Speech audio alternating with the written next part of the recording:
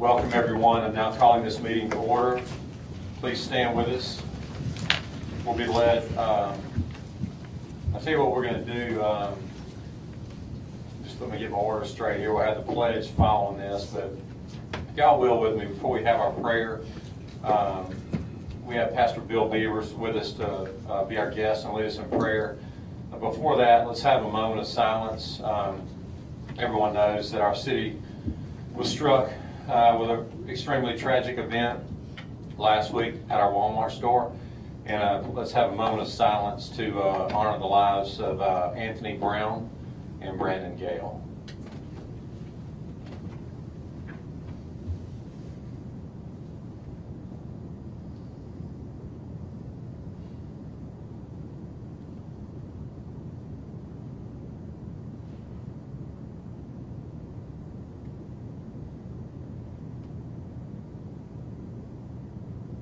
Pastor. Thank you. Let's pray. Oh, Holy God, as a community we gather in this place and our thoughts are directed toward the recent shooting and taking of life that we experienced. We as a community would rather make national news in a different way than that. But in that tragedy, we thank you for the first responders. We thank you for the police, the officials that took control of that situation. And thank you for our mayor, for our board, who stepped forward to make sure this community remained safe and that all bases were covered. Lord, we pray for the families that lost loved ones. Be their comfort. Pray for the perpetrator. Let his heart be changed. We ask you to protect this community, our schools, our neighborhoods. May we never have to walk back through such an ordeal again. We just desperately need you. Lord, we ask for your wisdom in this meeting. It's been a full day. It's been plenty to be done. But we pause, and we're still, and we know that you're God and we're not. So you take control of this room, guide the thoughts of those that make decisions, those that present the different events that need to come before this board. But let it not be what we would have, but what you would have. Thank you for a community that we can call home, and thank you for this place known as Southaven. We're so grateful for your blessings on it. So you be glorified tonight. I pray in the strong name of Jesus our Lord. Amen.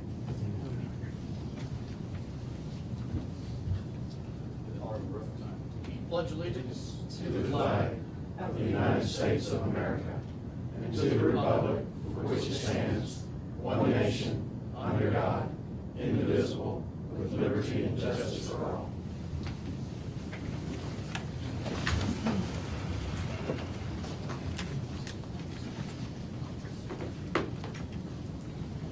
First on the agenda this evening is approval of minutes for the July 16, 2019 meeting.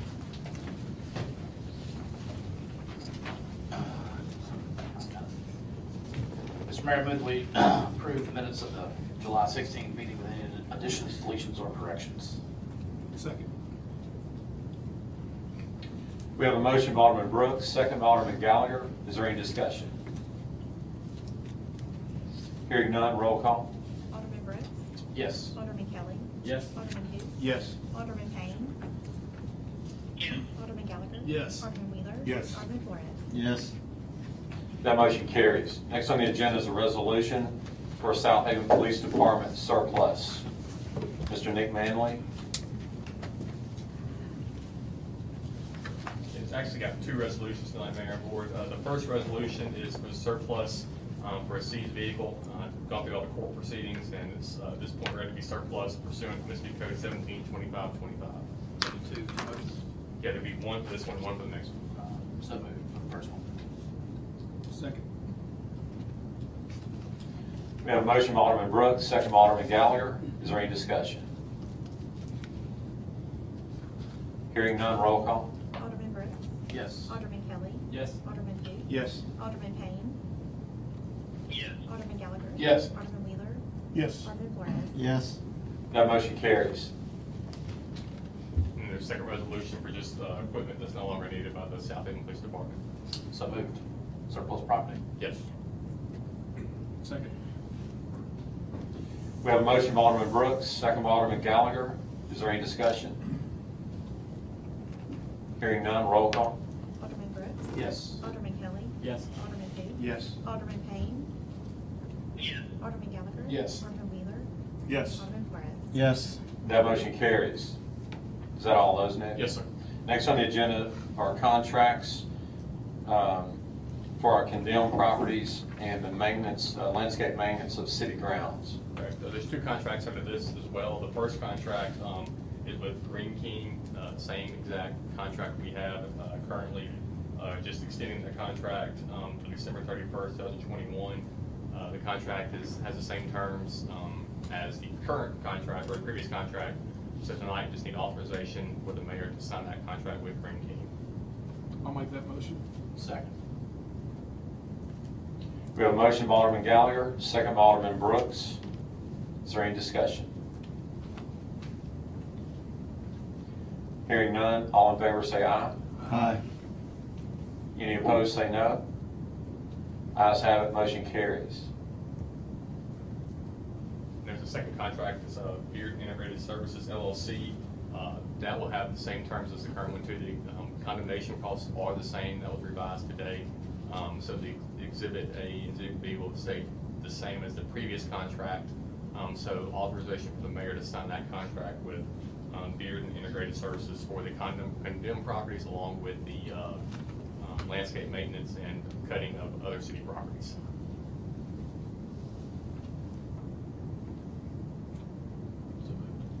Second. We have a motion by Alderman Brooks, second by Alderman Gallagher. Is there any discussion? You said there was revised? Yeah, the Exhibit A was revised today to be the exact same as the current. So it'd be, I didn't have a chance to get it out this afternoon. The Exhibit A for the condemned properties was the exact same as we're currently paying. Okay. So there's no change. So no price increase. Correct. Okay. Is the term still to go out till December of 2021? Yes, sir. And that was in the green, those in both the contracts have the same term. Is there a way, Mayor, we can bid this out? Sure. This was, again, in 2016, this was. I remember. I brought all the, we did all these, I brought all these back to Right. the board's attention to RFP, but certainly. I mean, I don't, we're in the middle of mowing season, so we gotta get it done for the rest of the year, so Right. I'm okay with extending it to December 31st. But what's wrong with bidding it out and seeing what we can do? The other thing that came to mind too with me was, we brought in a previous vendor that did right-of-way maintenance for us and brought it in-house. Can we analyze to see if we can bring this in-house as well? We can, that's a great question. When we made that decision to bring some of the right-of-way maintenance in-house, the reason that we didn't pursue this is because it takes different equipment and skill set. Like what we're doing now is what we refer to as general right-of-way maintenance, which basically means that you're bush hogging, and you're spraying some weed killer to keep the weeds from overlapping the curb lines in the street. What we have under this contract is a manicured right-of-way and also city grounds, which are going to require plantings. You're planting flowers, you're maintaining, shrubbery, things like that. So you're getting into a little bit more skill set with that. But sure, we can certainly look at doing it again. But that was the logic behind not getting into the detail. I understand, and that makes perfect sense. We do a pretty good job of mowing at the parks, and I think, Bradley does a pretty good job of what we did when we brought the other Yeah. contract in, so. It's just, it's $1 million over a 24-month period, and maybe we can figure out we can save some Well, money there. it's close to, it's $432,000 a year. Well, and there's some other, and we get money back from condemnations, about 95% of it. Yeah. I get that. Oh, I get what you're saying. You're saying the Yes. combined of the two Right, contracts. Right, Yeah. exactly. So Yeah. I'm just saying, can we not look at it? Certainly, and actually, that's what I was, in 2016, that's what I was Right. pushing. And just to be fair, the board kind of backed me down a little bit from that, so, Right. but that's, yeah. And we did absolutely. bid it out, and they came back, all the bids came back so low, we were thinking, there's no way they can do this for that product. Yes. And it looked good, so we rejected all those bids, I Yeah. remember that. But maybe now, since we got a couple of years under our belt, can we not look at it at least? Sure, absolutely. And Yes, we can definitely do that. And then like you stated earlier, the key thing is, we are in the middle of cutting season right now, and the company that we're renewing, both companies that we're renewing these with, have done an outstanding job. I will say that publicly, that they've done an outstanding job. So, but always, I know this board and I have always tried to, do our due diligence with, what's the most efficient way to spend the taxpayer funds. So absolutely, at any time, if the board feels like that we want to RFP it and check it again, we can certainly do that. It may come back more expensive, then so be it. I just, and if they're doing other work that's not on the contract, they need to be paid for that as well. Certainly. And there have been, since 16, we've had some other changes with other facilities that we are using in different ways. So there have been some things that have been tweaked with the contract and added on. But yeah, again, certainly we can do that. So I would amend the motion to extend the contract to the end of this year, and then we RFP it in the fall and see what we get back in December and make a decision. Okay, what was the first motion? Till 2020. Till 2021? Okay, so you're making a motion to amend that to just extend this through the end of the year? The end of the cutting season, or the end of the End of year. the cutting season. The end of the year. And then we can revisit it. Then we're gonna Talking about revisit both it. of them, or just the second This part? one, Just the because second. I don't know, we have anybody who can spray. Well, that takes special licensing. Right. And so, Right. like, mowing grass, we've done a pretty good job of, especially at the parks, and Bradley's done a great job over the last couple of years, so. But if you're gonna do one, why wouldn't you do that? Why wouldn't Well, you do that? could, I mean, you could, but I think one, like Joel said, one takes special licensing. I don't know if we have anybody on staff to do that. They But both we have could a- bid it, absolutely. They Yeah. both have a 10-day cancellation clause for convenience, so, Yeah, even if we do it tonight, and you board can do whatever they want to do, as far as you. so you're saying that, let's say, a year from now, we don't like something, or 6 months from now, we can always go back and we have 10-day out clause? Both of them. So we're not bound, even though we could extend the contract 2 years, we're not bound by if there's something we don't like. There's a 10-day termination for convenience clause in both contracts. But I'm assuming, and correct me if I'm wrong, but I mean, that would be in there if you get into a situation where you're getting unsatisfactory performance. I mean, I would think that's what it's for, but if the board knows that they're wanting to seek other prices, that's a different issue. And ours is for convenience. It's basically, same thing we did with our previous contract on the right-of-ways. We just canceled for convenience because we wanted to do something else. So there's no, when you have those termination for convenience clauses, there is no, either party has no. So doesn't have essentially, to we could pass the original motion then, a year from now, or 6 months from now, and you wanna go back in December, we can go back and. I would say if the everybody board, wanted- if the if we board's wanted not to, sure we how they, could rebid it. if they're not sure how they want to do it, they're not sure they want 21 or 20 or 19, however y'all want to do it, it's fine with me. It's just, you've got different options to consider however you want to do it. You could do till 19, that's what the board wants to do. I would rather go through the end of the year. 'Cause Yeah, I mean, I don't think it's fair to them to. Yeah. For us to just approve go it with 10 and days Come back and and go say, through. out. Something. Well, I mean, it's not, but that's what but even when you approve it again, we say we approve it again, I have a feeling the contract's gonna have the same exact clause. So the client that has that clause now, does it not, 10 days? Yeah, the board requested 13 and all clauses have termination for convenience. So, I mean, all that's what I'm contracts have getting at. It's not gonna, I mean, termination. we'll go with what everybody wants to do, but it's one of those that's not gonna change the, I guess, difference in the way.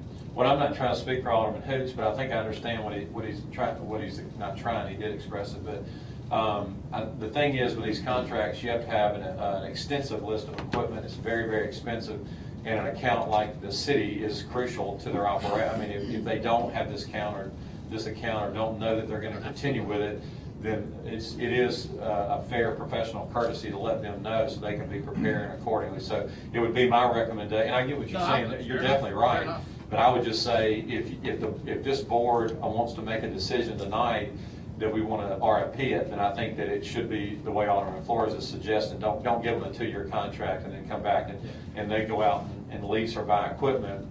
And then in midterm, even though they're giving you good service, but you're just wanting to seek a better price, I don't think that's fair to Yeah, them. I don't think that's a good. But since I made the motion, I'll amend my motion to the end of the year. Okay, and then that would give us time, like when the cutting season basically ends. I mean, there's still stuff that Yeah, goes on they still do facilities in winter the winter. services, so- Right. Yeah. So I think that you wouldn't want to cut it off in October when Nope. the grass Right. stops growing. So I think 12/31 would be a good. I think 12/31, and then that way it gives Bradley time to could get RFPs together and send them out, we can revisit it in Okay, December and we'll that make a sounds- decision. Would you make, Yeah, confirm that yeah, motion? I confirm, yeah. Somebody December second. 31? Yeah, that's fine. Okay. We have a motion to extend the contract until December 31, 2019. Motion by Alderman Brooks. Is there a second? Second. Second by Alderman Hoots. Any other discussion? And then this is on the integrated beer and integrated services? Correct. Okay. Is there any other discussion about this contract? Maybe we should also look, Just for the one contract, not for drinking as well? Well, this is for the one contract, but then I do want to discuss that before we move on, Right. because like I said, I understand that you have to have a license and spray, but if your goal is to see, check prices, it makes no sense that you do one without the other. It doesn't make any sense to me. I would Yeah, agree. I agree. I agree. with that. Okay, so this, to answer your question, Alderman Payne, this discussion we're having right now is just for the landscape maintenance contract that deals with the manicured right-of-ways and the grounds that's with, that we're talking about with Beard Integrated Services. Is there any other discussion about this contract? Hearing none, let's do a roll call. Alderman Brooks. Yes. Alderman Kelly. Yes. Alderman who? Yes. Alderman Payne. Yes. Alderman Gallagher. Yes. Alderman Wheeler. Yes. Alderman Flores. yes, Okay, and that motion carries. Now is there a motion to do the same thing with the Green King extension to have that date expire on December 31st of 2019? do we have to, Amend the motion previous. okay. Who made that? I did that. I'll amend the motion to read as Nick says. Okay, we have a motion by Alderman Gallagher to amend to a December 31, 2019 expiration date. Is there a second? Second. Second by Alderman Kelly. Any discussion? Hearing none, roll call. Alderman Brooks. Yes. Alderman Kelly. Yes. Alderman Hoots. Yes. Alderman Payne. Yes. Alderman Gallagher. Yes. Alderman Wheeler. Yes. Alderman Flores. Yes, That motion carries. Okay, next on the agenda is a contract with TriStar Companies. Yeah, this is a preventative maintenance contract or agreement based on the city's new facilities maintenance tech, because we're performing some of the work for us in-house, so it just reduces the costs for some of the services TriStar was performing that are paid quarterly. So just authorization for Bradley to sign this contract with TriStar Companies Incorporated for facilities maintenance at the rate, reduced rate based on the new employee in the city being able to handle some of this in-house. It does with the HVAC and systems. It's City Hall, Library Arena, and Storm Shelter. Mr. Mayor, I move that we enter into contract with TriStar Companies as presented. And having met you or Bradley Wallace to sign. Second. We have a motion by Alderman Brooks, second by Alderman Hoots. Is there any discussion? who does the rest of the city buildings? Who does the rest of the city buildings? Like Well, for police? the HVAC, it would be that, but it's Bradley. Is there another? I thought they did all the buildings. We have a contract with Upchurch Services. They do primarily the parks area, and we anticipate we'll probably be doing something similar with them in the future. Right now, the TriStar have most of the buildings that we have to do in-house care contracts. What about the police department? We'll be doing that in-house. Oh, that's in the West Precinct as well? Yes, sir. Okay, all right, thank you. Any other discussion?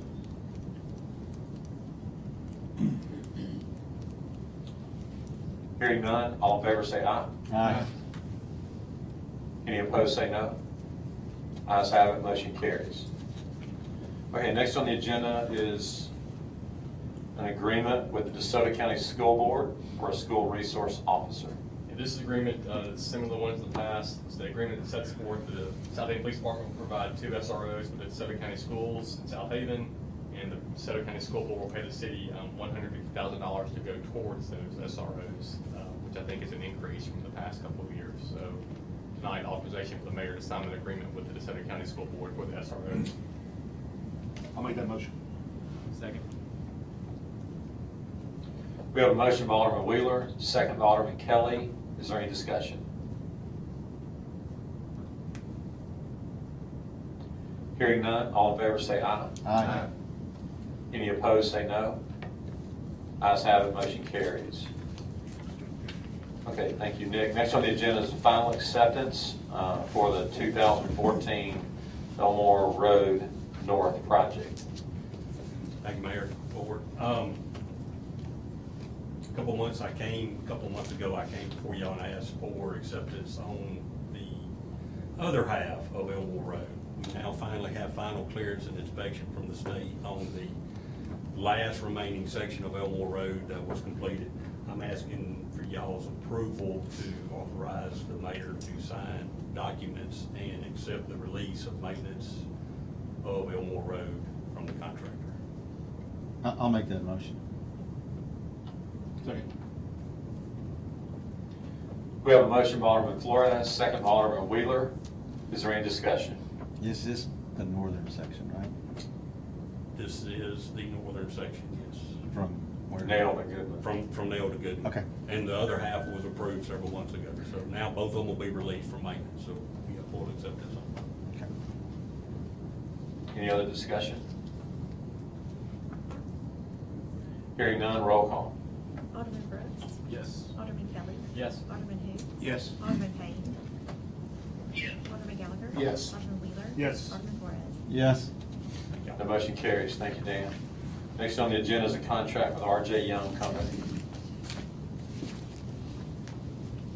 This is just a contract with the SID department, or Southaven Police Department, for a printer, copier, and standard contract. They made the changes that we requested in the past. So authorization to authorize Chris Shelton to sign this contract, and it's needed based on the amount of paper that comes out of that office. So moved. Second. We have a motion by Alderman Brooks, second by Alderman Wheeler. Is there any discussion? Hearing none, roll call. Alderman Brooks. Yes. Alderman Kelly. Yes. Alderman who? Yes. Alderman Payne. Yes. Alderman Gallagher. Yes. Alderman Wheeler. Yes. Alderman Flores. Yes. That motion carries. Next on the agenda are contracts with ThyssenKrupp Elevator Corporation. Correct. Yes, sir. There's two of these contracts tonight. The first one with ThyssenKrupp Corporation is related to state inspection comments for the elevator in City Hall. The amount of the contract is $7,200 and something, but it's a 50% down payment for the work, and based on, we need to make a finding that based on ThyssenKrupp's ability to perform the work in the past, that we can authorize the down payment and approve Bradley Wallace to sign this contract. So we'll make a finding that that they'll perform the work, they're able to perform the work, and they have the capacity to perform the work, and we can pay the 50% down payment and authorize Bradley to sign this contract. So moved. Second. Have a motion by Alderman Flores, second by Alderman Hoots. Is there any discussion? All in favor say aye. Aye. All opposed say no. Ayes have it, motion carries. The second contract is for preventive maintenance in the city buildings with the corporation in an amount of $710 per month, and that covers the elevators in all the city buildings. So authorization for Bradley to sign that contract as well. We've gone back and forth. They've made the changes that were requested in the contract. So tonight, this is the previous one, authorization for Bradley to sign this contract for the preventive maintenance in the buildings for those contracts. And that's not required to be billed since it's meant to be bid because it is preventive maintenance. So moved. Second. We have a motion by Alderman Hoots, second by Alderman Brooks. Is there any discussion? Hearing none, all in favor say aye. Aye. Any opposed say no. Ayes have it, motion carries. Okay, next on the agenda is authorization to go to bid for the Parks Maintenance Shop.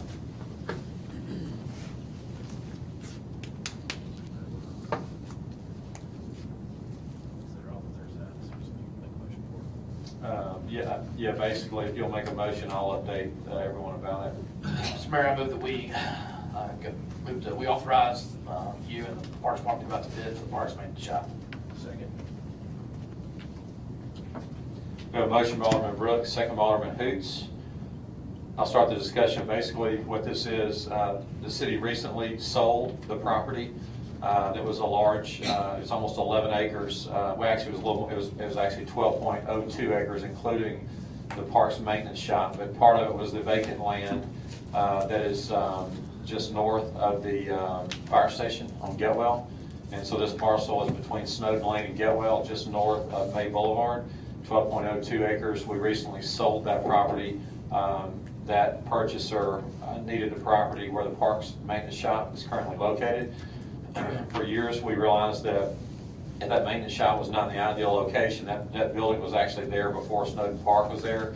So as the park and all the other economic developments have developed around there, we realized that that's not the ideal location for that maintenance shop. So what we're going to do now that we've received the proceeds for the land sale, that's what the purpose of this is, to go to bid and to build a maintenance shop, which will be on it'll be on Pine Tar Alley as you're going towards the tennis center.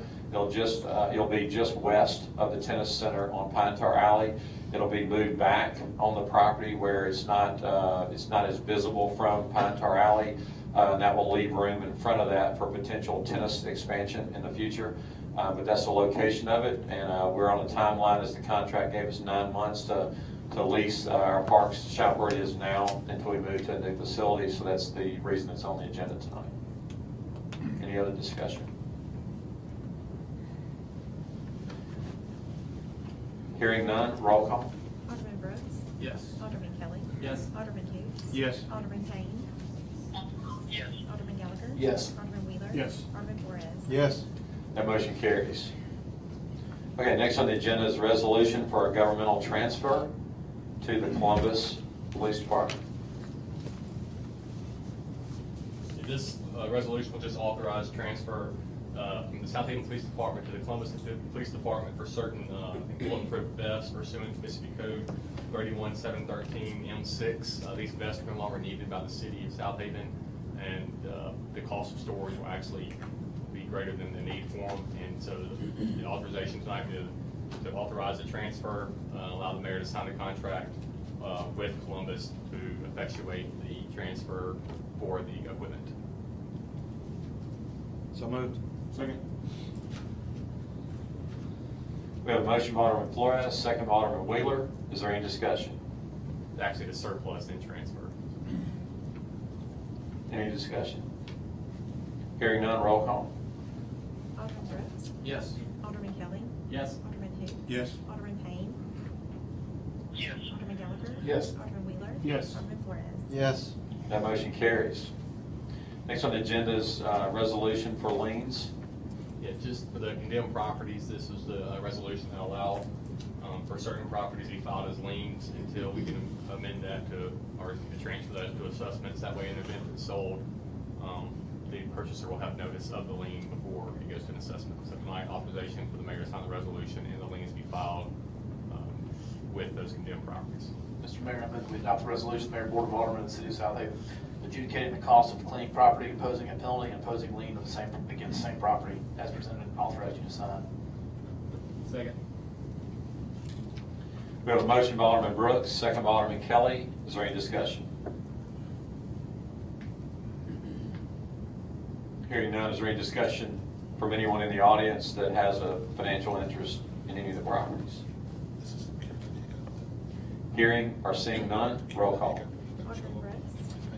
Yes. Alderman Kelly. Yes. Alderman Hoots. Yes. Alderman Payne. Yes. Alderman Gallagher. Yes. Alderman Wheeler. Yes. Alderman Flores. Yes. That motion carries. Next on the agenda is a revision to the Southaven Police Department record policy. Basically, I tell you what, before we just, we'll go ahead and Chief Macon Moore, if there are any questions, Chief, you'll come forward. Can we have a motion? What is the motion for? The motion is to accept revisions, and then we'll hear discussion. Mr. Mayor, I move that we accept the revisions to the Southaven PD record policy as presented. Second. We have a motion by Alderman Brooks, second by Alderman Gallagher. Is there any discussion? Basically, it's my, Chief and I have discussed this. It's my understanding that the only thing that's changing is that there was previously an experience requirement of 2 years in business before you would be accepted on the policy. We felt like that, our chief feels like that this 6 months is more appropriate. And then also the successor Part of the policy where in the past, if a company is on the record rotation and they want to sell their business, then that would not allow the new owner to automatically be on the rotation. And we've, and I'm not speaking for Chief, I'll let him answer questions, but we feel like that's not the best way to do it. If someone has had a proven track record, the company is on the record rotation, that a successor owner should be allowed. Wasn't that put in place because of we were worried about one company buying 2 or 3 at a time and having a monopoly? That was more or less At the time, yes. At the time, okay, so that's still in effect.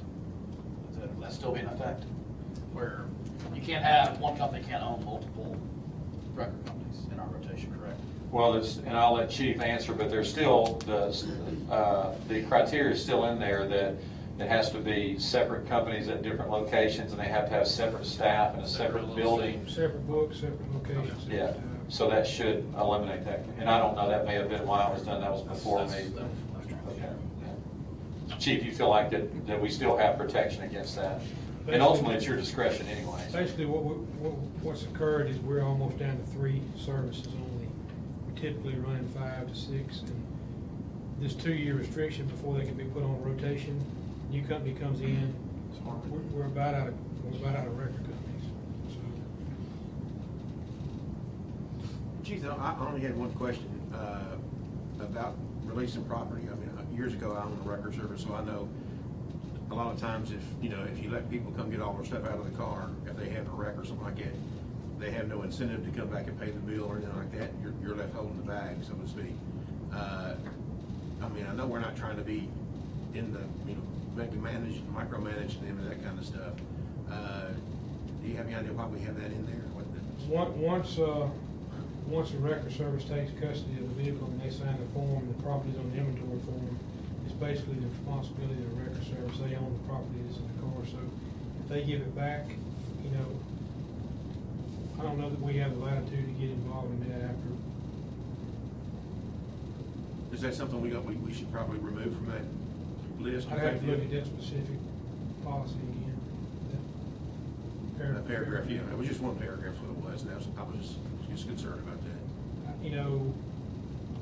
Once the record service picks it up and they sign the form stating that property inside the car belongs to the record service, then we're not liable or responsible or have any control over. So, I'd have to look at that particular section again.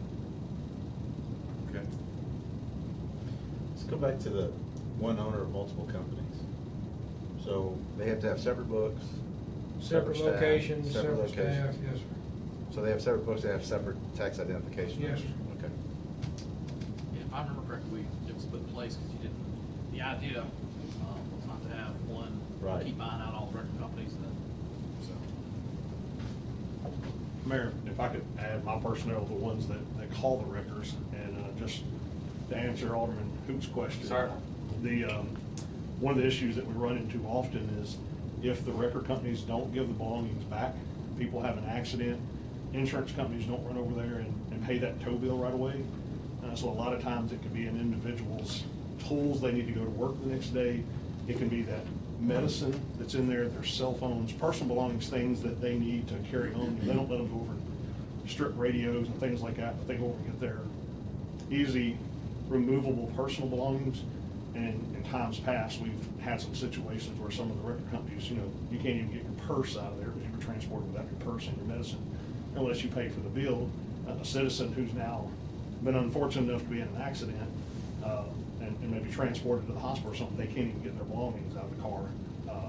And the insurance may take, 2 weeks. Eventually, they're going to pay their money, but the insurance may pay 2 weeks, and that's so those people can get their vitals. Well, by me owning the record service, I know both sides of it. And basically, once you pull the, state law allows you to, you put a garage keeper lien on it, Right. basically is what it is. And state law says you don't have to give them anything until they pay for it. I mean, I think most record services, if it's your medicine and stuff like that, they're gonna let you have it.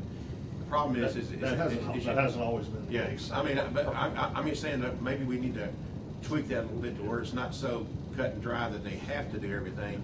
And we say, hey, look, we would expect them to work with the people for medication and necessity kinds of things.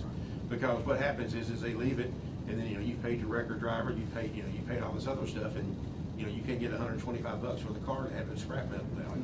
So then they're in the hole. And, these guys are doing us a favor, they really are helping us a lot by being available to clear those scenes and stuff for them. So it was just something I saw that I thought it would be an opportunity to work and kind of clarify and make it easier for everybody.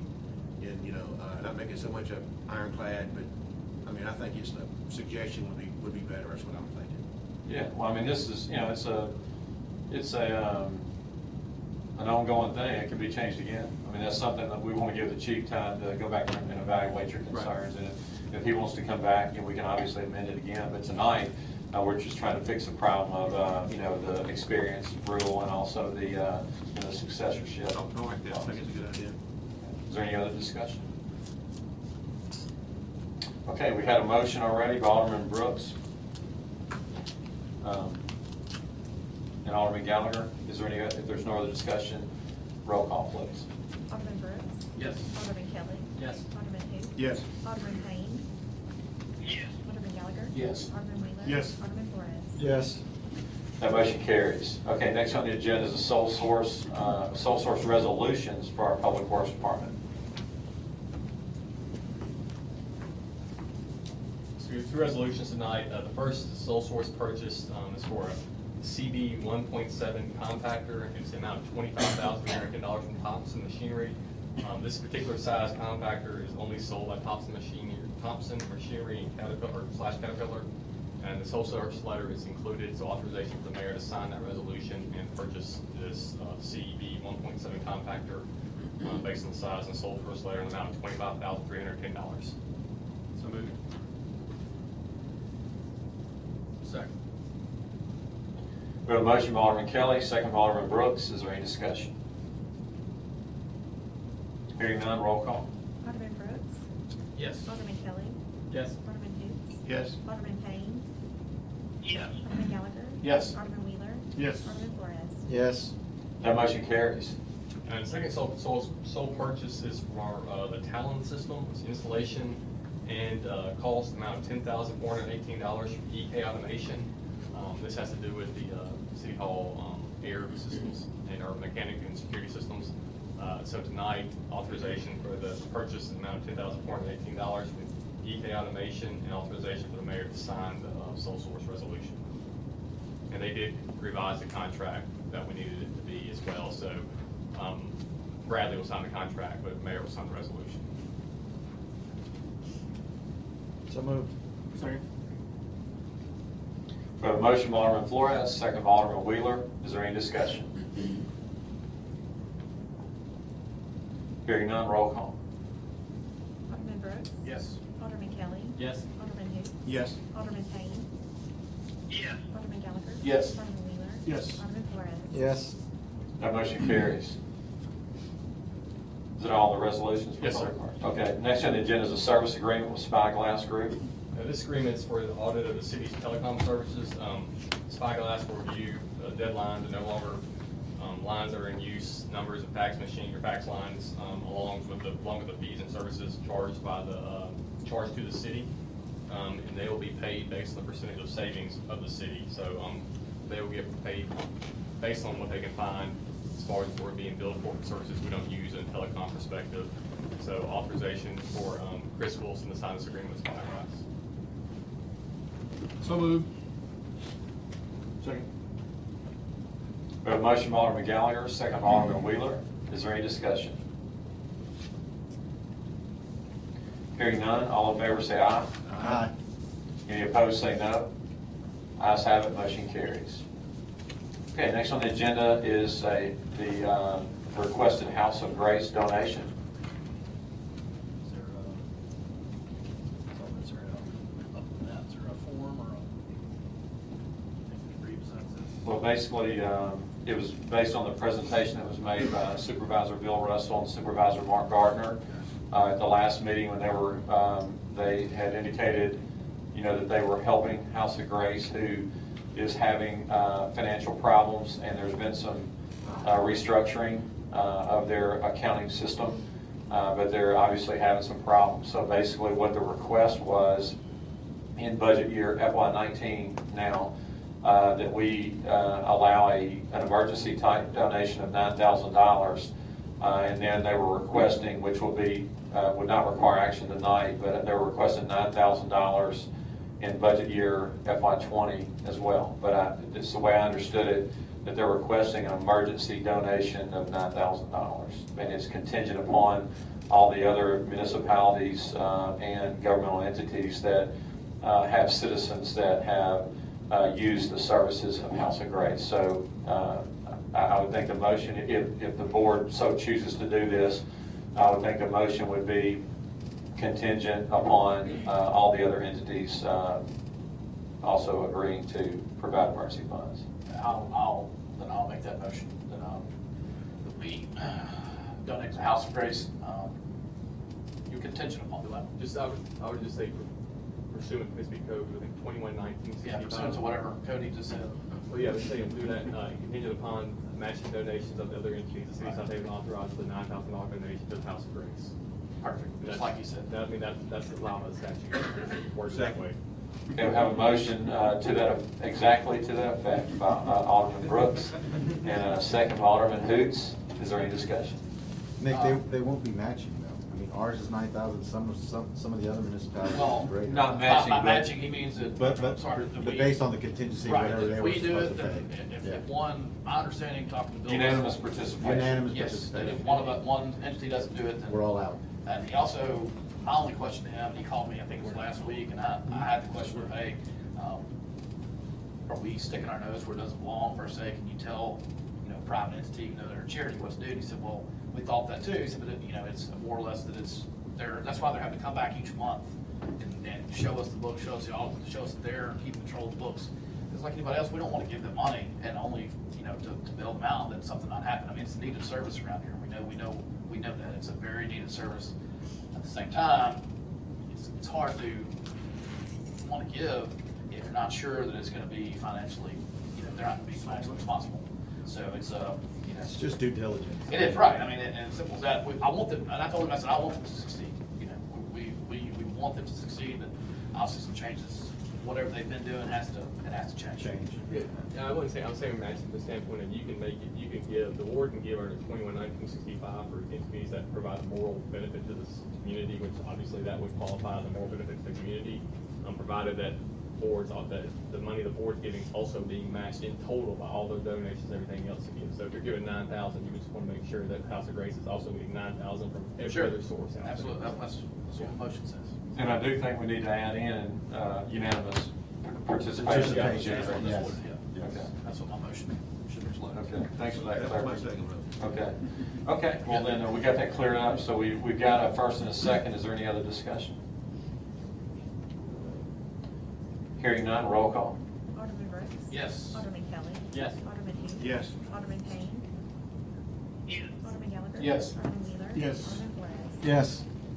That motion carries. Next on the agenda is a resolution to claim private property. Mr. Mayor, I move that we adopt the resolution granting authority to claim private property as presented on this date. Second. We have a motion by Alderman Brooks, second by Alderman Kelly. Is there any discussion among the board? Hearing none, is there anyone in the audience that has a financial interest in any of the properties that would like to speak? Yes, sir.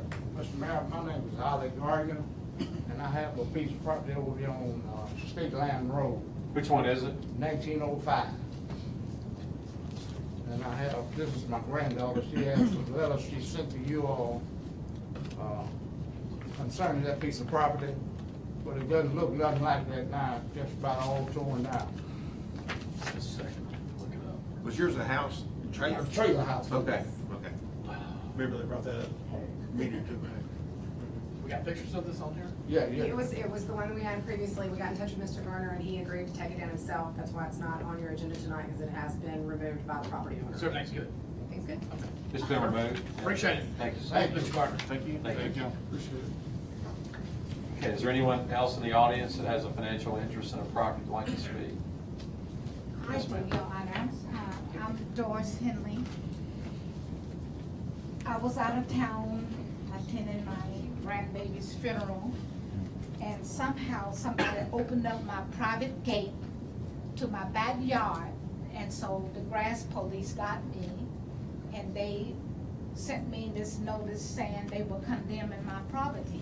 So help me to understand, if you got a private gate, how is that a ministry to the community? Because You if you know. have tall grass, it attracts rodents and snakes, so a gate is not gonna stop the rodents and snakes from going to neighboring properties, which can be a public safety hazard. Okay, got you there. All right, but the bottom line is, I was out of town on the emergency, dealing with death, funeral, and all of the stuff, and someone opened my gate. My property, if you just drive through there, is fine. It's neat and clean, and I keep my property clean. But because of this emergency, I was gone for a while and couldn't get back here. But when I talked to Austin, he called me on the 15th, and I told him I was yet in Seattle, and I will call my brother and have him to go up and cut the grass. And so he did, and I called him back, but there was no answer. But they still put all types of sign in my yard and on the door, and sent me all of these letters with the wrong address, but my name on it. So I said, number one, they need to get the address correct. Which one, Ms. Henley, which property are you referring to? I'm referring to the house on 7180 Pecan Ridge East.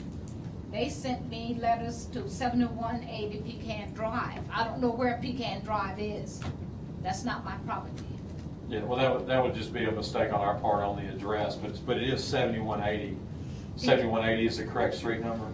Pecan Ridge East. Okay. And did I understand you say that it's already been addressed, it's already been cut?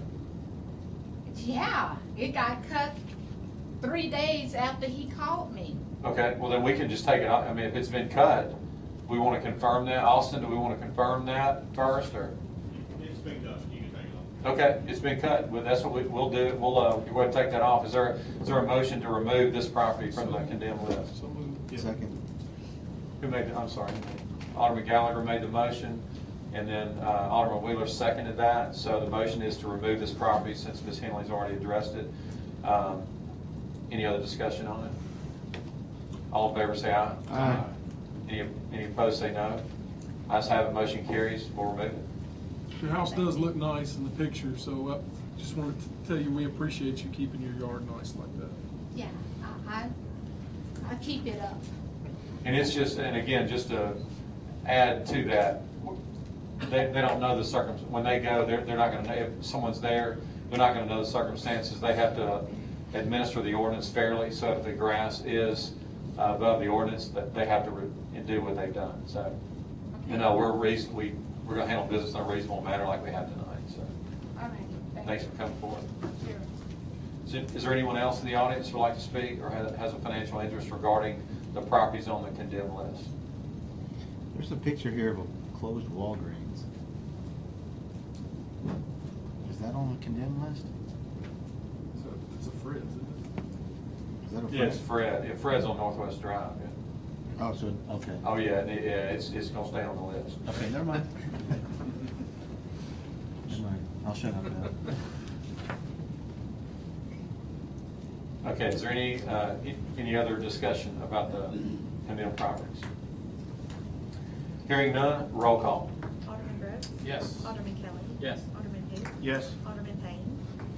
Yes. Alderman Gallagher? Yes. Alderman Wheeler? Yes. Alderman Flores? Yes. Okay, that motion carries. Okay, next on the agenda is our planning agenda. Ms. Whitney Cook. Yes, sir. Our first application, we have got a subdivision request to revise lot 16 of the Southaven subdivision section B. It's going to be on the south side of State Line Road, east of 51. You'll see in the red, there's currently 2 buildings, multi-tenant buildings on the single lot. The applicant is requesting to split that lot in half, separating the 2 buildings. From a title or selling standpoint, they can remain autonomously, separate from each other. Bulk regulations for the C3 district still stand firm. The setbacks are being abided by. There's no amendments or revisions to the building, so coming into compliance building-wise. That's not required on this. That being said, it was recommended as approval by the Planning Commission unanimously. Mr. Mayor, make a motion to approve item number 1 on the planning agenda as presented on this night. Second. We have a motion by Alderman Kelly, second by Alderman Hoots. Is there any discussion on item 1? Hearing none, roll call. Alderman Brooks. Yes. Alderman Kelly. Yes. Alderman Hoots. Yes. Alderman Payne. Yes. Alderman Gallagher. Yes. Alderman Wheeler. Yes. Alderman Flores. Yes. That motion carries. Application number 2, we have a request for a one-lot minor subdivision and agricultural zone on DeSoto Road east of 301.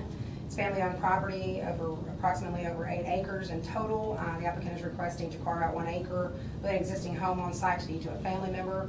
It does abide by both regulations for AG zoning, which requires 1 lot minimum, and as a minor subdivision can have no more than 3 lots. That is being abided by. The dedicated right-of-way for DeSoto Road is already in place. We are requesting that they place the easements, standard easements of 5 foot and 5 foot, and then 10 and 10, like we would any standard subdivision on the plat. They've agreed to that. With that being said, we voted unanimously in favor of it. So moved. Second. On item 2, we have a motion by Alderman Hoots, second by Alderman Brooks. Is there any discussion? Hearing none, roll call. Alderman Brooks. Yes. Alderman Kelly. Yes. Alderman Hoots. Yes. Alderman Payne. Yes. Alderman Gallagher. Yes. Alderman Wheeler. Yes. Alderman Flores. Yes. That motion carries. Item number 3 is a request to vacate an existing subdivision. There is the Whitfield PUD, which is on both the north and south side of Nail Road between Elmore and Airways. It was approved back in 2006. We had a car dealership that at one point in time was going to purchase a portion of that property. It went so far as to plat the lot. It was called Whitfield Commercial Subdivision. Obviously, that did not come to fruition, and we have a new buyer that is wanting to subdivide that property.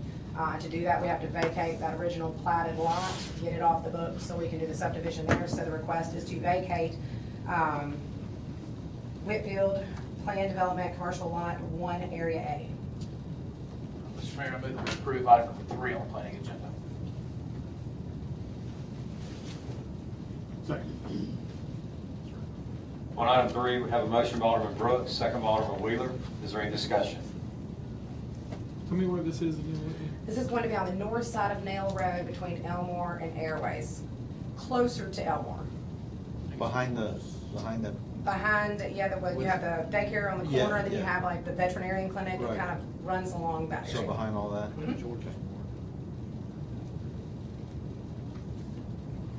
Any other discussion on 3? Hearing none, roll call. Alderman Brooks. Yes. Alderman Kelly. Yes. Alderman Hoots. Yes. Alderman Payne. Yes. Alderman Gallagher. Yes. Alderman Wheeler. Yes. Alderman Flores. Yes. That motion carries. Okay, and to follow along with the vacate pending that approval, we do have the request now to approve a new subdivision, approximately 11.76 acres, same location, north side of Nail Road, closer to Elmore, between Elmore and Airways. The applicant is requesting to subdivide it into 11 lots ranging in size from 0.78 acres to 1.95 acres. It has a cove design, so direct access off of Nail Road. There's also an ingress egress on the rear of lots 4 and 5 that can access Elmore Road. We were doing some research trying to identify the actual width of that ingress egress, so you'll see on your report that there was a discrepancy between 50 feet and 15 feet, which is obviously a big discrepancy. We backtracked to the original designers with ETI.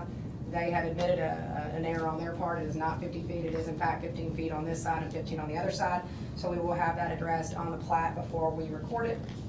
Staff has no other comments regarding it. It does meet the bulk regulations. Staff is not going to give a recommendation because it is a civil link member who's actually subdividing this and branching off. So since there were our city engineers, we didn't want to render a recommendation. But Planning Commission voted unanimously in favor of it.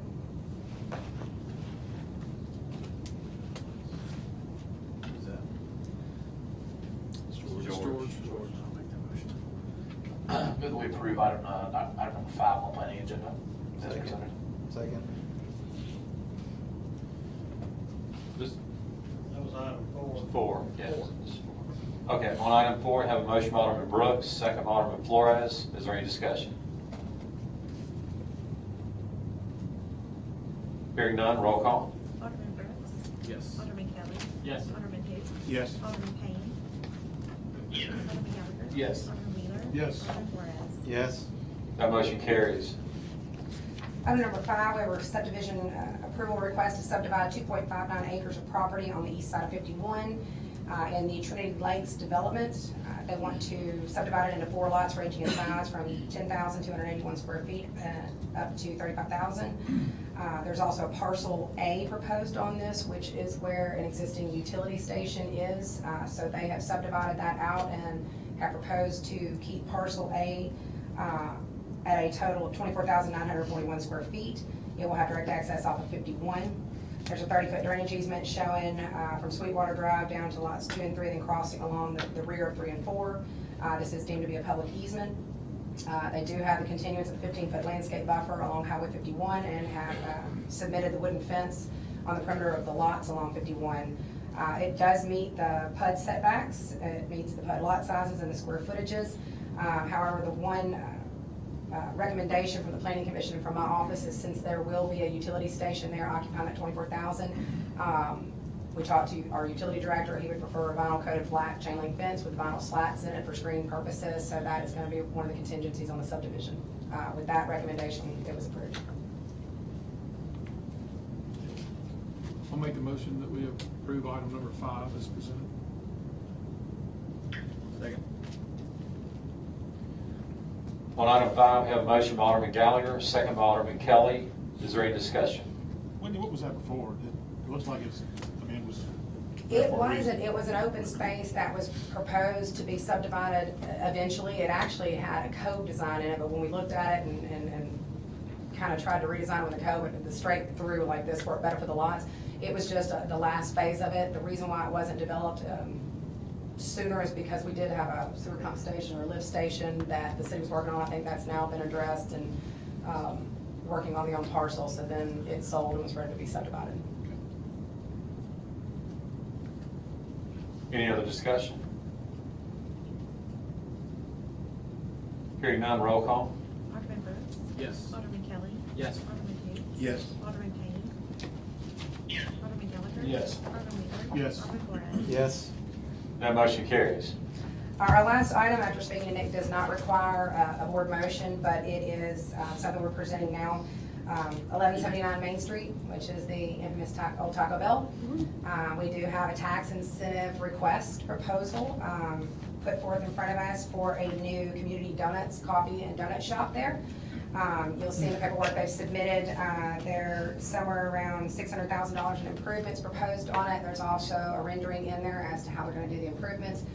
This will include removing the Spanish tile, putting parapet walls up and a parapet line along the top, painting the building, adding a new drive-through in it, new windows, new landscaping, and renovating the inside as well. And per Nick also, what we will do is once they complete all these, we'll have them resubmit to us to show that they actually abided by what they said they were going to do. The costs were in line with where their estimate was, and then we'll recommend approval for the tax incentive program after that. But we just wanted to put it in front of you tonight, just to let you know that they will be applying for it. If you see some construction going on over there, that's what they're doing. And what'd you say the old building was? It's the old Taco Bell on State Line Road. Okay. That's awesome. Yeah, we have another big one that we couldn't get on the agenda in time, but next meeting, you'll have a really big tax incentive one on the agenda. Are you still not asking for, don't they still want to know? Obviously, it's contingent upon them doing these things to the Correct. building, but don't they need to know? Don't they want some board approval that they would be approved contingent upon this? Tonight, you just put it on your minutes, and they have to come, basically, you don't approve anything until it's done, under the statute. Okay. You just put it on your minutes. So what are we putting in the minutes? The letter, the We've got application, something he's got along with specifically. Just noting that they have an applied. application along with the rendering, Okay. graphic language, and put some minutes, looks like the code, and they come back and do it pursuant to that, then it's done, yes, sir. Okay, so we don't need any other board action? No, sir. Okay, outstanding. And I'll just add to that, again, for those that commonly want to talk about the failure of the West End Business District incentive, it's not failing, it's working, okay? It all doesn't change overnight. 30 years of migration from one part of the city to the other. It does not all change in one year or 2 years or 3 years or whatever. But you can see that the incentive is working, and we're gradually making some progress in our original business district. That's right. Anything else? How much did you say was gonna be spent on it? This one has a breakdown of, there are $268,000 on the remodeling stuff, and then, yeah, it's quite a bit of work on it. The lady has already got the community donuts, obviously here, but she wanted to utilize this site. She liked it. She's been working on it for months with us. And like the mayor said, there's been an influx of the tax incentive people coming through right now. Like I said, we have a big one coming in front of here that's gonna take about 5 buildings, at the next agenda, so it's working. I've eaten a lot of tacos at that place. Well, now you can go next door. Love donuts. Okay, anything else? That's it. Thank you very much. Whitney, we need an update on Subway Subway. on 51 Highway? Midnight House. Yeah. Yeah, that's a heavy I was gonna say, you discussion. can, those two gentlemen would probably love to talk about that more than me. Bottom line, I mean, like I've said numerous times, is what we're waiting on is there's a pending insurance investigation. It's very frustrating, you know, that collapse happened on December 31st of last year. And so I've been in touch, I've reached out to them, I've talked to State Farm as the insurer. Nick has talked to the attorney involved, and the bottom line is they're just really, they're telling us it's under investigation. I don't know if there are problems between their insured and them. That's what it appears to be, but I can't confirm that. I don't know. All I can tell you is that they're basically telling us nothing. So actually, Nick and I talked about that today.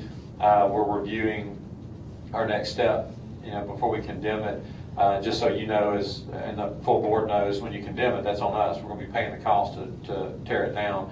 We also want to make sure that we give proper notification to all the lien holders, everybody else that would be involved, that would have a financial interest in the property before we go and condemn it. So it's not just as simple as, hey, go knock this thing down. It's dangerous. I know it's dangerous. It looks bad.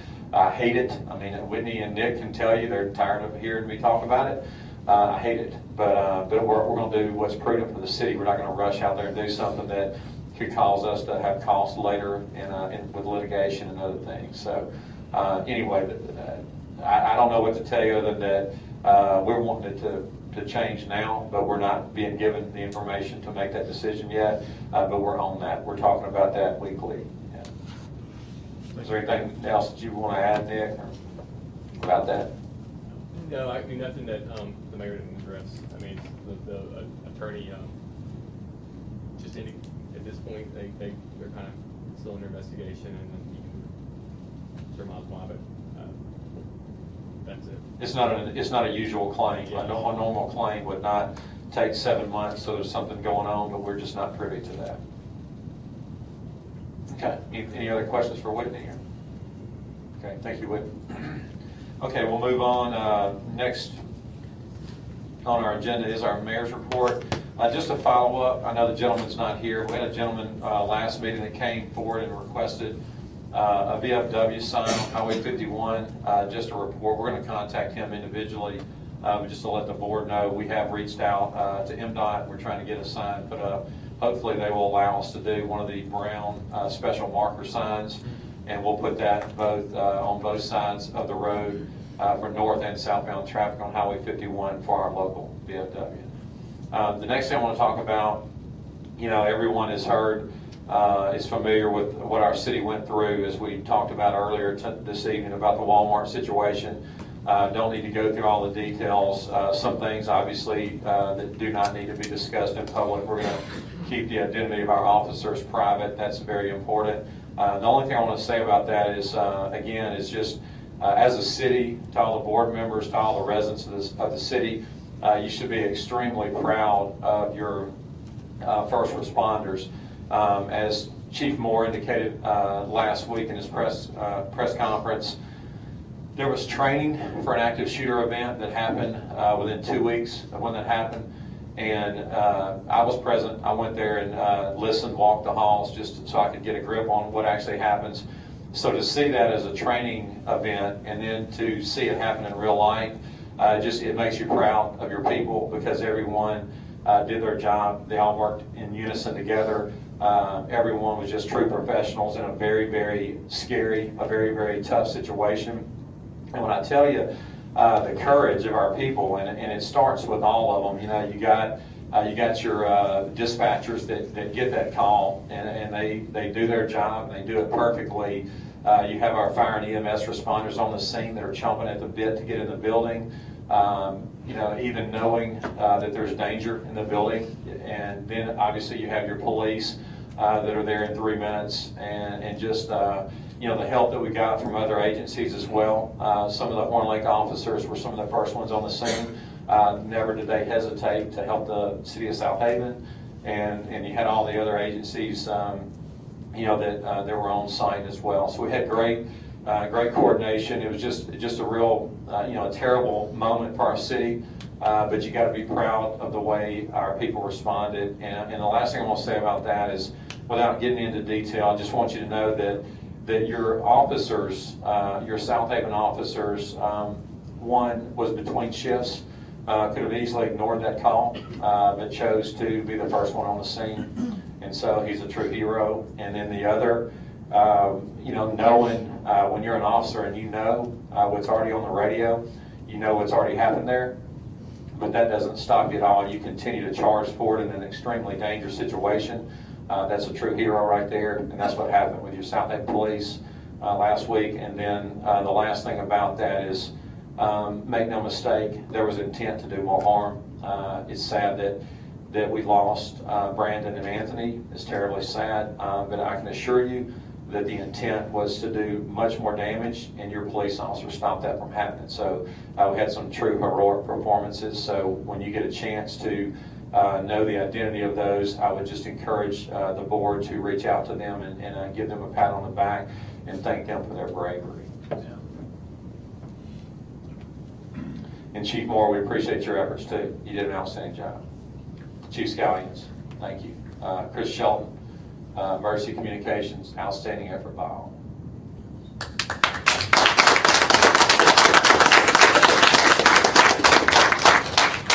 Okay, thank you. And then moving forward, speaking of which, I understand that there's going to be a partial reopening of Walmart tomorrow. With the fire in the building, part of it's going to have to be sectioned off. Some of the inventory is not, was damaged. So, but there's going to be a partial. The way I understand it, the grocery and pharmacy is going to be open tomorrow.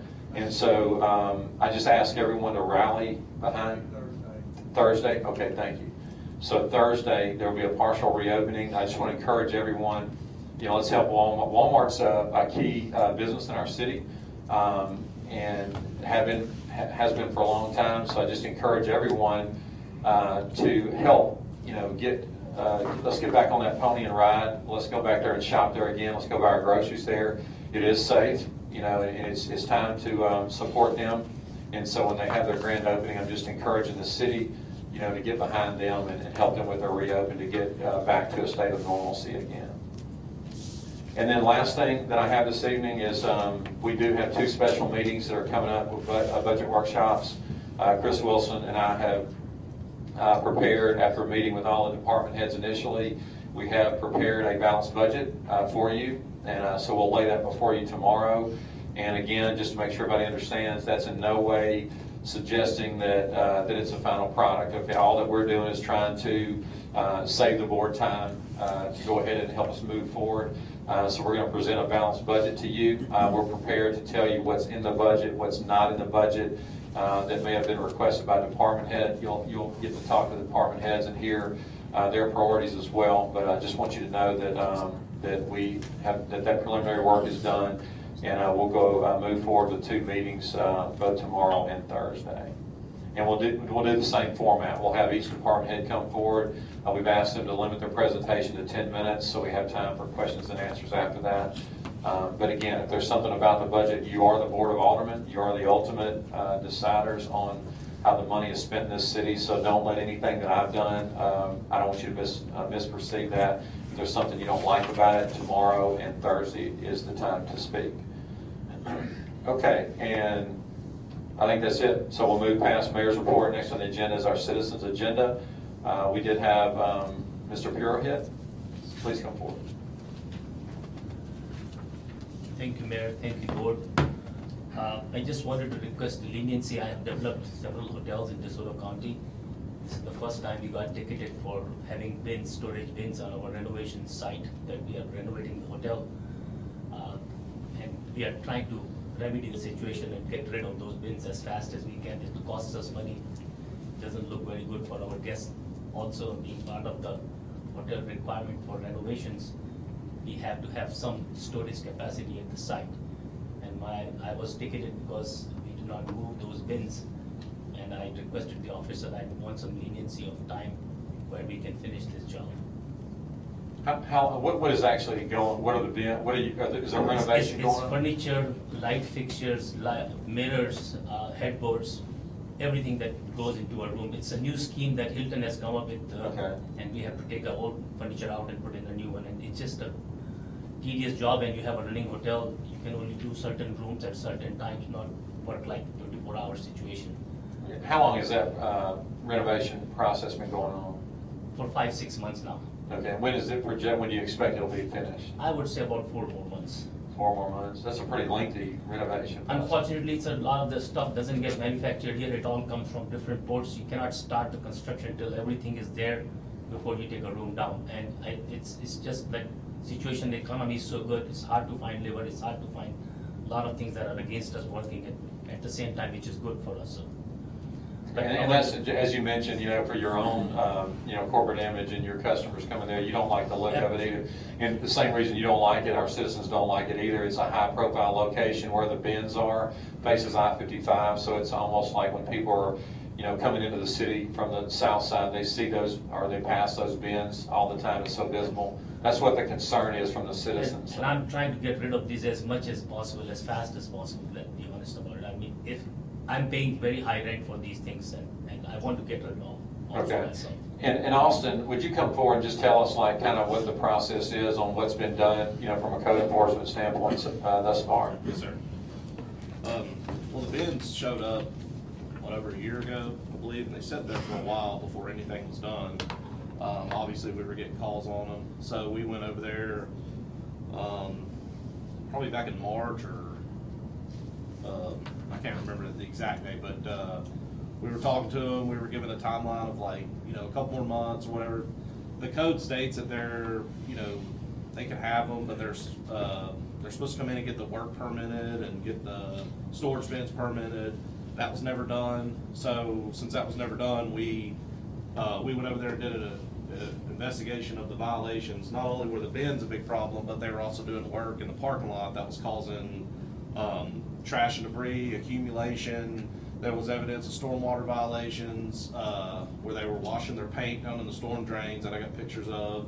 And it was unsightly, obviously, like the mayor said, it's a high-profile area, so not only are the bins a big concern, but the trash and debris and the accumulation, which is what he got ticketed on. Well, not only were the bins a problem, but the trash and debris and accumulation was an issue too. And our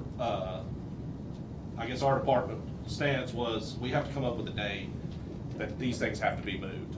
We've been speaking with you ever since they were dropped off. We were kind of given the runaround.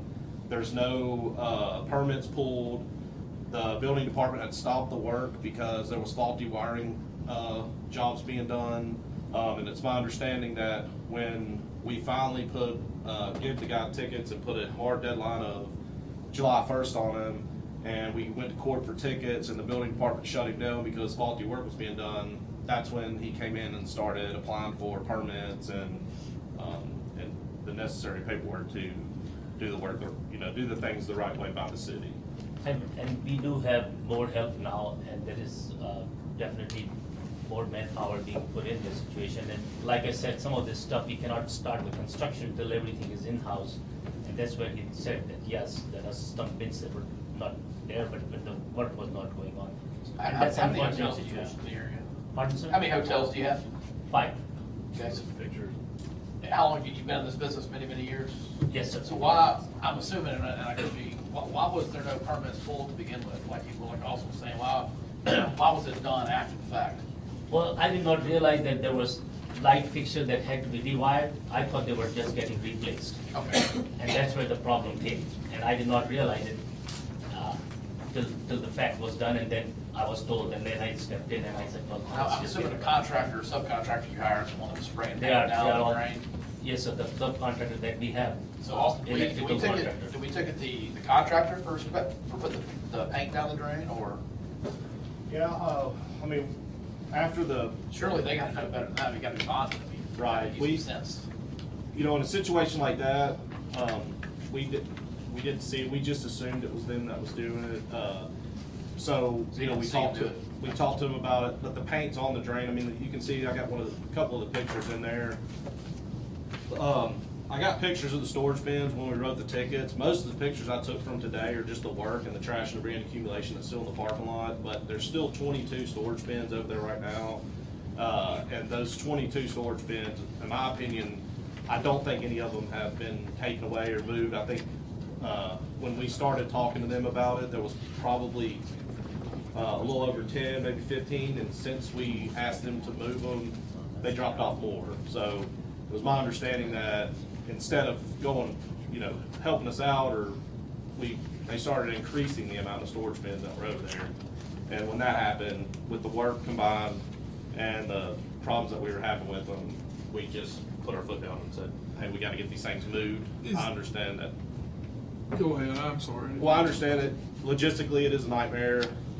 You know, it saves him money to do the work in the parking lot and all that. I don't know I mean, if the city's okay with him doing the work over there, I mean, you know, but I personally don't agree with what the type of work that's going on. I agree with you, Austin. I think that a year is plenty of time from the time that they bought those things in. I am interested in a solution. Is there any way we could put the storage units all together in one area and then build something around them that looks? Yes, sir, I was recommending to put a fence around it, like with the fabric on that, so it will not be an eyesore. Because most of the work is done inside the rooms. I mean, maybe the guy just washed his brush and not realized that she should not do that. Well, ultimately, that's your responsibility. I realize that your contractor did it and everything, or may have done it, but ultimately, it goes back to you.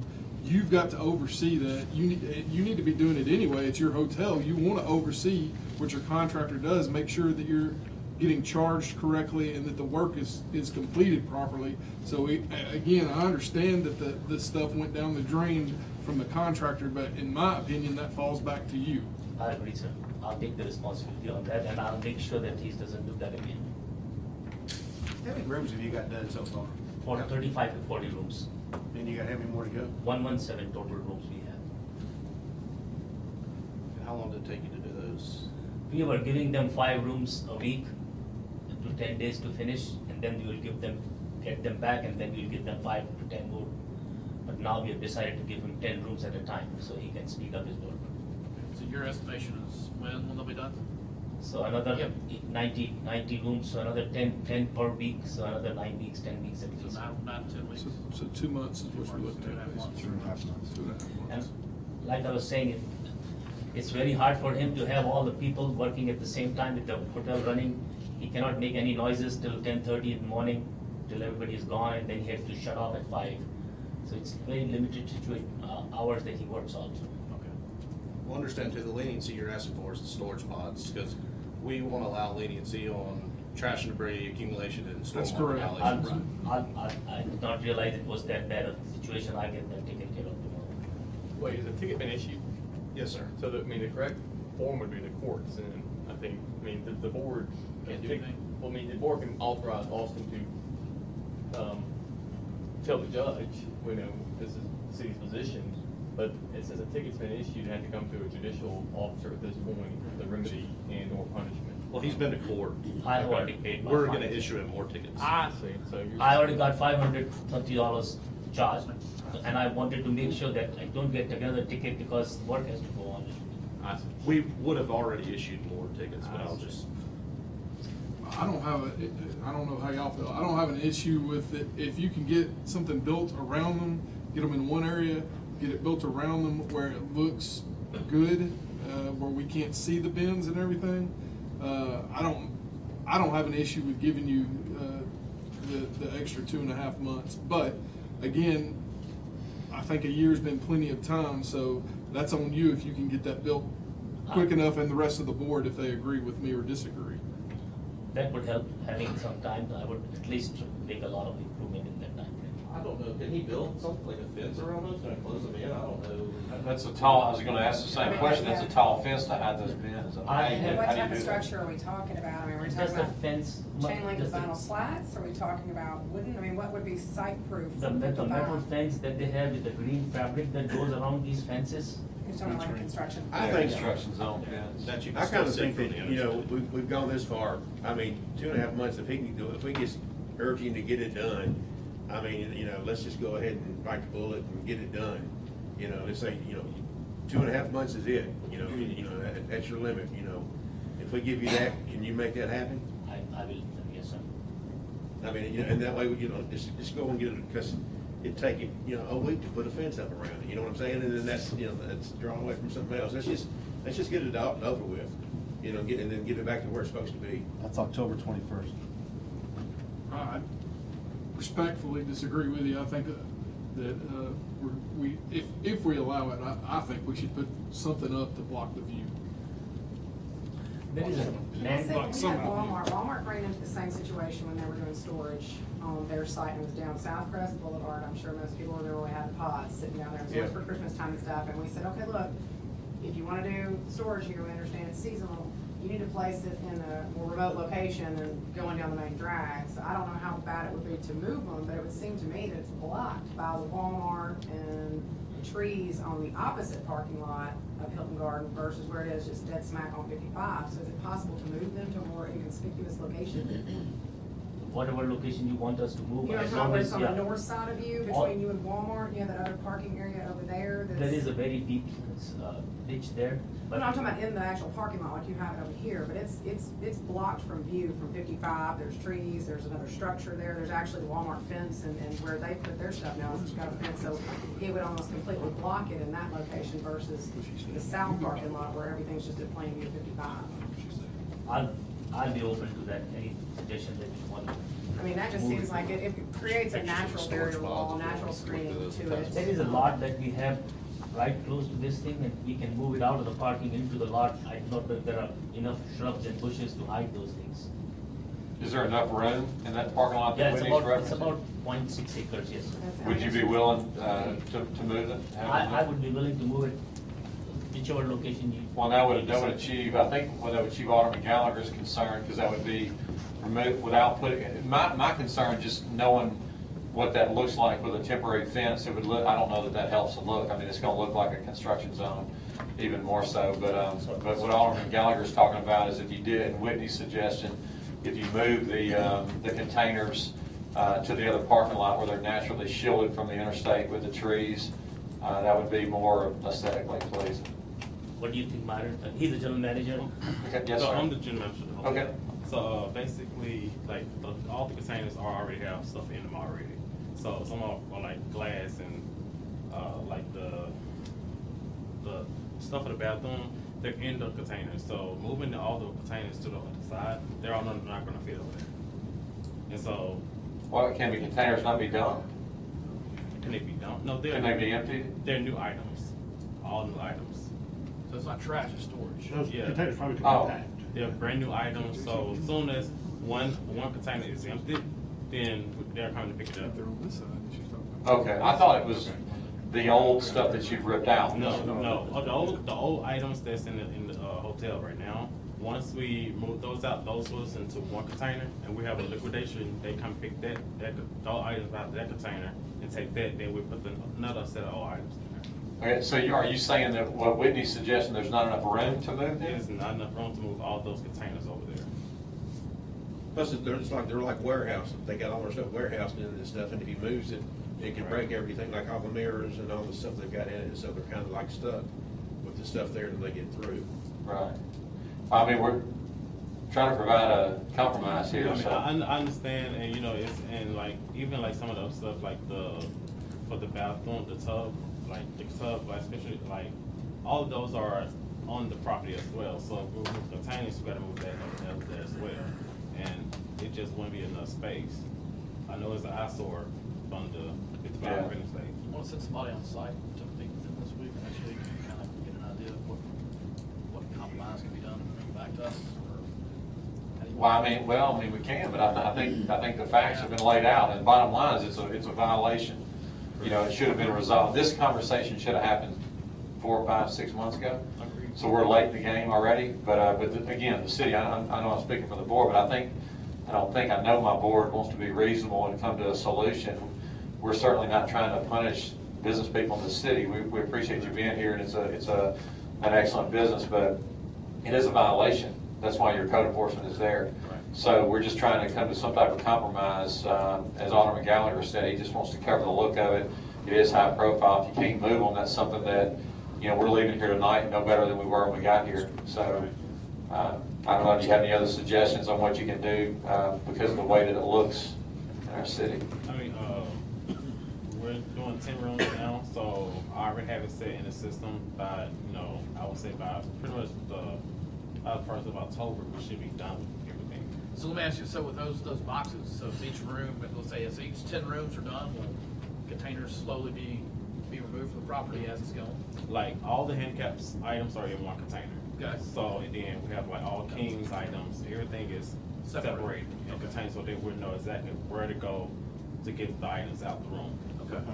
Originally, that's what we were told. Originally, we were told that as they progress through the renovation process, the old stuff was gonna be packed into the containers, and then the company was gonna come up and pick the containers up. That's what I was asking. Since we were told that, there's been an increase in containers. Ah. None's left, more's come, and we're like, well, when are y'all gonna start moving stuff? Because if we see movement, you know, that's good faith to us, we say, okay, we are doing something.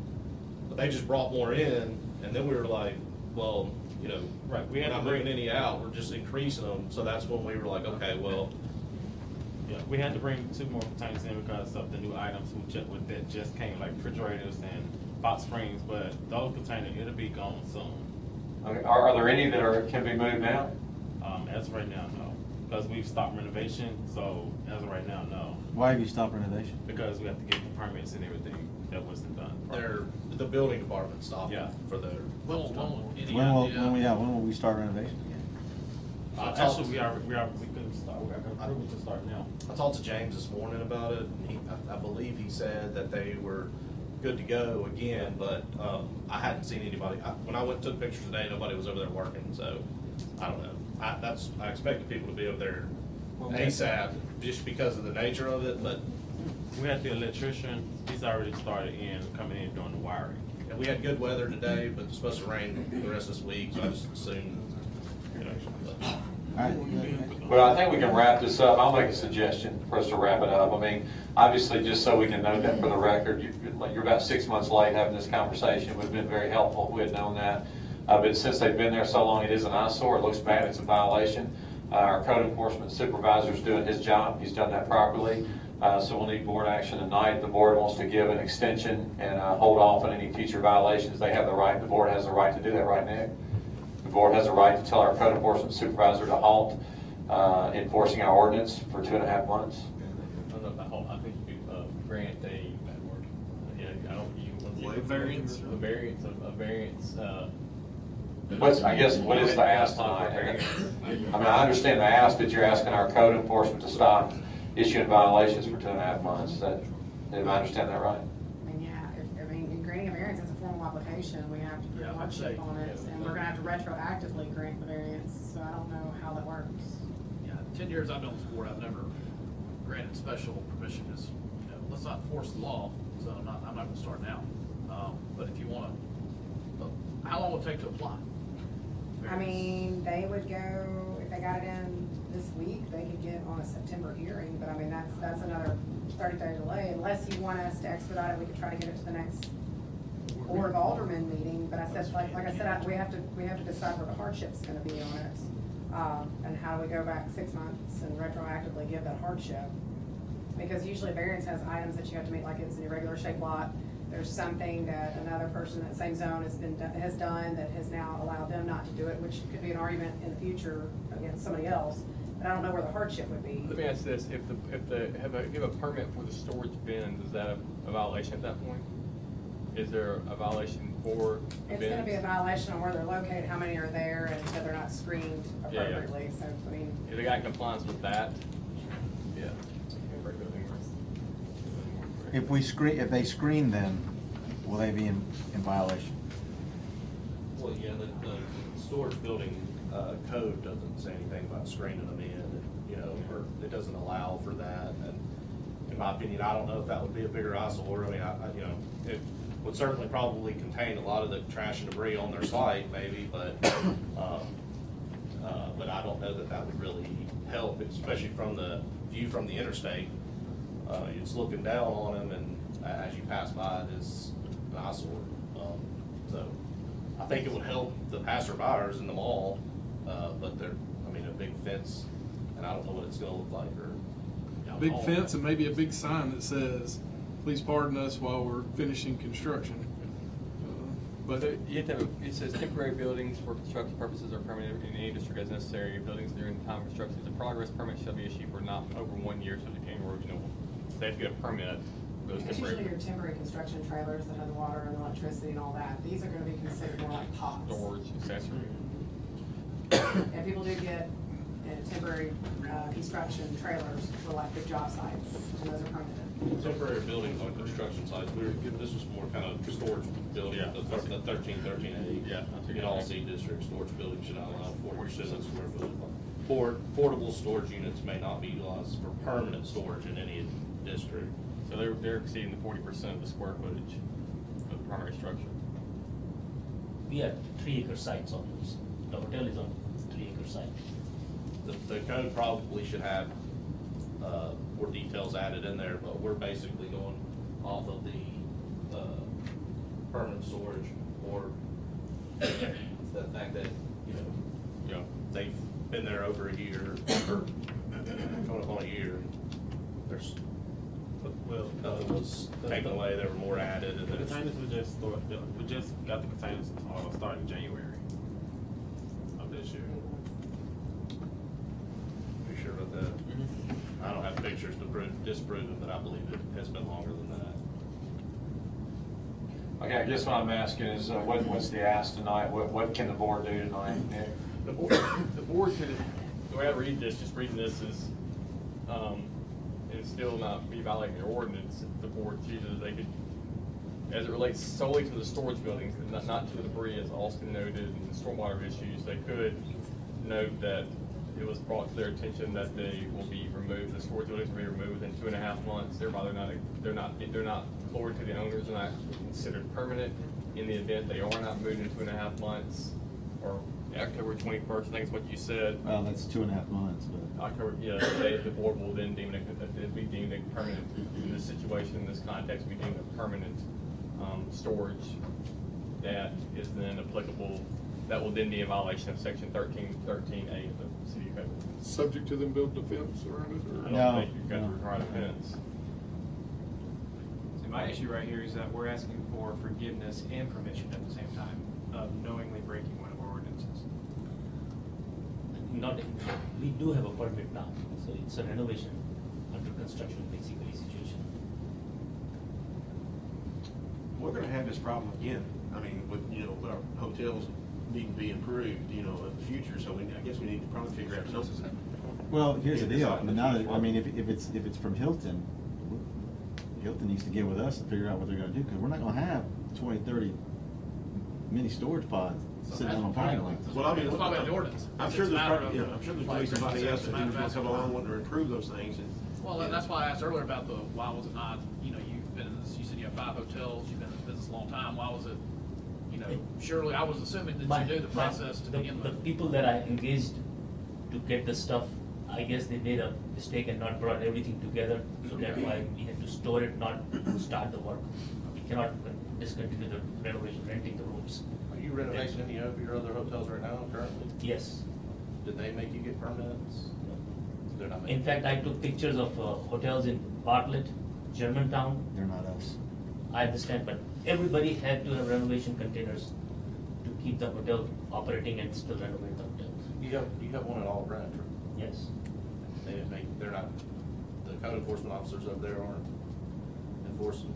they're asking us, and we have the same situation over there, that there's only so much we can do. But Let me ask you this, Ms. Purehead. This is something else I'm just thinking about as I'm listening to everyone. Obviously, the items, that furnish the hotel rooms have to be shipped there initially. Like when you open a new hotel, you have to have beds and furniture in the rooms, dresser drawers and pictures on the wall, lamps, whatever else, mirrors. That's all shipped there when you put it there. Well, I guess what I'm wondering is why, if there's a way to transport when it's new, it has to come from the manufacturer to get to your hotel. Why couldn't you pack it up and move it off location? That way it's not a nuisance to anybody, and then you're not on a timeline. This never happened before, and we always renovated these hotels with the container, with the bins, like we're doing now. But you said when you first spoke that it's never taken this long because of temporary labor situations and that kind of thing. That's unfortunate part right now that we are going through, is that people that I hired have not been able to produce fast enough. At the same time, we are running into summer, we could not give them more rooms. Yeah. And the stuff is all coming from China. Sometimes it doesn't come on time, and tariff is going on. It was too much of a chaos this time. Otherwise, it never had so much situation before. I mean, of course, the board sets or changes the ordinance, but I just know from like listening to citizens and as a citizen myself, what I would see, it's aesthetically very unpleasing. It's not a good thing. I mean, we know that businesses have to do renovations at times, but that's a long time. That's a long time to have that many storage bins out there. That's the purpose of the ordinance. Whoever wrote the ordinance, they had a goal at that time to stop this type of thing from having that negative impact on the city. The summer is over, I think, and as you go along, you get speed built up. I think you'll see a lot more movement now. Okay. Well, if Nick, what you're saying, it could be considered permanent instead of temporary, maybe? Well, no, tonight, based on the, I won't say testimony, based on the discussion, they are claiming that the Hilton Garden Inn is claiming they're not permanent and they will be removed by a certain date. 1313A says you may not use portable storage units for permanent storage. So the board wants to say tonight, based on our discussion, that as represented tonight, Hilton Gardens Inn representatives, that the storage units are not permanent and shall be removed by October 31st, whatever, 2019. That they're not being considered permanent. At that point, they will be considered permanent. I think that gives an option to still stay in compliance with your ordinance. So you're not going outside your ordinance whatsoever, but you're also giving them a little bit of time to do it, so they say what they're going to do. But it also then allows you on number one to then come back and have that in your back pocket of saying it's permanent, and allows code to issue tickets for a permanent storage unit at that point. To keep in mind, as noted, this would not apply to any debris, not apply to any stormwater, just apply solely to the storage units, not to any other violation out there. Well, let's, That would be my recommendation to the board. We got other city business to take care of. We got to move on. So moved. I'd ask for a motion to do that, to allow that until October the 21st, if the minutes, or whoever makes a motion. I'm asking you to do it that way, put a time limit on Yeah, it. exactly what he said. Okay, we have a motion by Alderman Hoots. Is there a second? I'll second it. You have a second by Alderman Flores. Is there any discussion? The Alderman only Flores. other thing I would say is, that's just for the storage units. All the cleanup and all that, I'll tell Ticket to ticket you all day long. Austin to ticket you all day long for that. Fix it. Yeah, we're gonna do that, yeah. So you're gonna take care of that problem? Yes. Tomorrow, right? Yeah, absolutely. Okay, and then you had discussion with your contractors about paying those type of violations? Yes. We're not gonna, okay. Okay, is there any other discussion? And after the 21st, we ticket them again. It's permanent at that point. Yeah. Yes, sir. Thank you. Okay, hearing no other discussion, roll call, please. Alderman Brett? Yes. Alderman Kelly? Yes. Alderman Hoots? Yes. Is Alderman Hoots? Alderman Gallagher? Yes. Alderman Wheeler? Yes. Alderman Flores? Yes. Okay, that motion carries. Okay, is there anyone else in the audience who would like to speak on the citizens' agenda? I don't see anyone. We're gonna move on. Next is our personnel docket. Mr. Mayor, I move that we approve the personnel docket as presented on the stage. Second. Got a motion by Alderman Brooks, second by Alderman Kelly. Is there any discussion? Hearing none, roll call. Alderman Brooks? Yes. Alderman Kelly? Yes. Alderman Hoots? Yes. Alderman Gallagher? Yes. Alderman Wheeler? Yes. Alderman Flores? Yes. That motion carries. Next on the agenda is the city attorney's legal update. Real quick, just enter an oath of office for deputy court personnel. Nicole, or I can't see her name, but Miss Webb is no action, just enter that in the minutes, reporting that she was sworn by the judge. Second item is authorization for DeSoto County Electric to install the box for the stoplight or the light intersection at 55 and Goodman Road. The amount is $38,299.14. It is on sole source, the actual box. It's on state contract. The box was hit by a driver. So insurance is now trying to recover the money, but we need to go ahead and replace it so the lights work in the meantime correctly at that intersection. So the $38,299.14 will include the cost of the box and the $10,000 for DeSoto County Electric to put it in. It is a professional service, in my opinion, so we can do it with them. The box, like I said, is on state contract. It'll be coming from Temple, an entity called Temple, and that's who is used by MDOT as an MDOT light. So tonight, authorization for that, and let Bradley Wallace take all actions associated with that repair because it needs to be done. Because right now it's just a temporary box.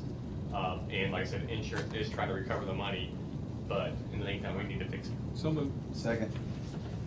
We have a motion by Alderman Gallagher, second by Alderman Flores. Is there any discussion? We'll get the money back if we get it recovered. Yes, it comes to us. Any other discussion? Hearing none, all in favor say aye. Aye. Any opposed say no. Ayes have it, motion carries. Next on the agenda is our utility bill adjustment docket. Mr. Mayor, I move we accept the utility bill adjustment docket as presented. Second. We have a motion by Alderman Brooks, second by Alderman Kelly. Is there any discussion?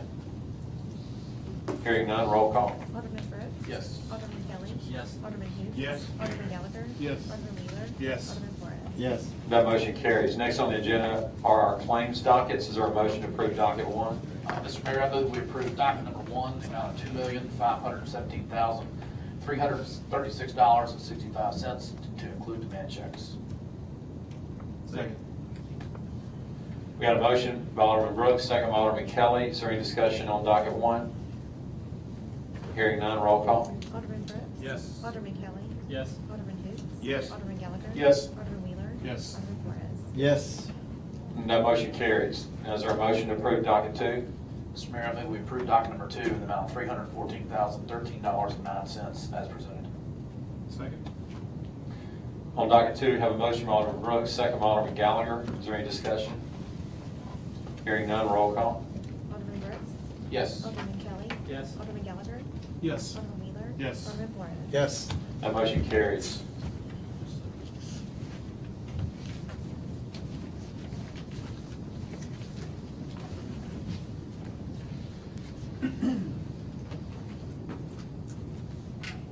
Okay, is there a motion to approve docket three? Mr. Mayor, I move we approve docket 3 in the amount of $1,153.77 as presented. Second. We got a motion by Alderman Brooks, second by Alderman Hoots. Is there any discussion on docket three? Hearing none, roll call. Alderman Brooks? Yes. Alderman Kelly? Yes. Alderman Hoots? Yes. Alderman Gallagher? Yes. Alderman Wheeler? Yes. That motion carries. Next on the agenda is to determine the need for executive session. I'll make that motion. Second. We have a motion by Alderman Gallagher, second by Alderman Wheeler. All in favor say aye. Aye. Any opposed say no. Ayes have it, motion carries. The need this evening is claims litigation against the Southaven Police Department, Public Works and Parks, and then personnel. Personnel in general related to general compensation, and then economic development within the city, and then potential sale of city property. Is there a motion to declare executive session? So moved. Second. We have a motion by Alderman Kelly, second by Alderman Flores. All in favor say aye. Aye. Any opposed say no. Ayes have it, motion carries. The mayor and board will now enter executive session.